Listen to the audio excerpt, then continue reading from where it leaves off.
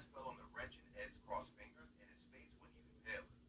Ed's gaze shifted to Conrad, who was still recovering from his shock. Conrad seems to have made a wise decision folding what he did, though I suspect it had nothing to do with his cars and everything to do with what he saw behind Austin. Conrad managed a weak nod. Sorry, boss.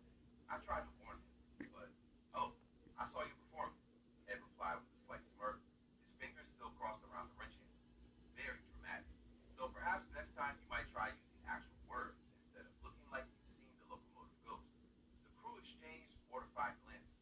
Their perfect crime had become their perfect humiliation, and poor Conrad had been forced to witness it all unfold in terrifying silence, while Ed stood there with his trusty wrench, fingers crossed in that ominous way. Now then, Ed continued, finally uncrossing his fingers but keeping a firm grip on the wrench. Who wants to explain to me why Conrad looked like he'd seen a ghost, and why my locomotive cab has been turned into a casino?